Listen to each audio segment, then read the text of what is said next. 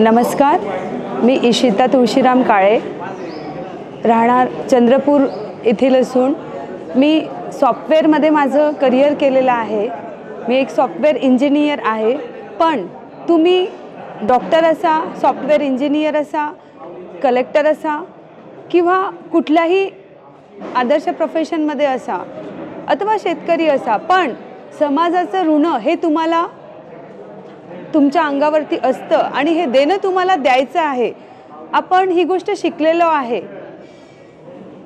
की समाजामध्ये सावित्रीबाई फुले, ज्योतिराव फुले, छत्रपती शिवाजी महाराज यांचे जे काम, त्यांचे जे कार्य होते ते आजही आपल्याला प्रेरित करणारे आहे आणि हे त्यांचे कार्य आपल्या येणाऱ्या अनेक पिढ्यांना असेच प्रेरित करणारे असावे आणि प्रेरित करतच राहतील।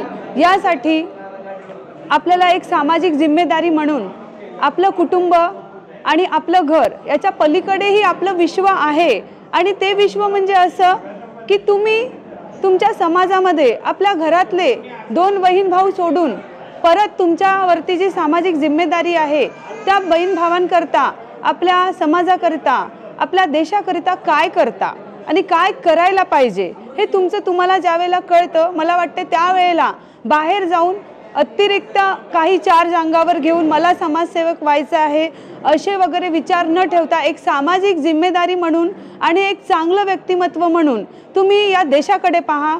माझंही त्यापेक्षा काही वेगळं काम नाही आहे। मी देशाच्या लिटरसीवरती, म्हणजे भारताची जी आपली लिटरसी रेट आहे तो वाढला पाहिजे याच्यासाठी मी माझ्या वयाच्या अगदी 21-22 वर्षापासून, जेव्हा मी स्टुडंट फेजमध्ये होती तेव्हापासून प्रयत्न करीत आहे। माझ्या देशामध्ये, माझ्या भारतामध्ये प्रत्येक मुलांनी मुलींनी 99% घेऊन पास व्हावं हे माझं स्वप्न जरी नसलं किंवा कमी असलं तरीही माझ्या भारतामध्ये कानाकोपऱ्यामध्ये माझ्या आदिवासी बांधव असो की कुठल्या गरीब शेतकरी कुटुंबातले मुलं असो, प्रत्येकाने शिक्षण हे घेतलंच पाहिजे। माझ्या देशाला रिप्रेझेंट करताना 100% लिटरसी या टायटल टॅगवरती मला काम करायचं आहे। हे माझं स्वप्न आहे की माझा भारत देश हा शैक्षणिकदृष्ट्या सबल आणि एकदम प्रख्यात असा झाला पाहिजे। ज्या पद्धतीने आपण भारतामध्ये केरळ हे राज्य एक सुशिक्षित राज्य म्हणून ओळखला जाते, तसंच जगामध्ये भारताची ओळख एक सुशिक्षित देश, 100% लिटरसी असणारा देश अशी लवकरात लवकर व्हावी यासाठी मी माझं विजन म्हणजे शाळांमध्ये असो अथवा नसो पण शाळाबाह्य विद्यार्थ्यांसाठी सुद्धा काम करून पुढे शिक्षणाचा हा वारसा प्रत्येकाने माझ्या भारत देशात जोपासला पाहिजे ही संकल्पना हातात घेऊन एक सामाजिक जिम्मेदारी म्हणून हे काम करायला सुरुवात केलेली आहे। काम चालू आहे। आधुनिक केसरीचं मी खूप खूप धन्यवाद करते, आभार मानते की त्यांनी आम्हाला प्रोत्साहित केलेलं आहे। महाराष्ट्र आयडल 2025 हा पुरस्कार आम्हाला देऊन त्यांनी आमचे मनोबल वाढवलेले आहे।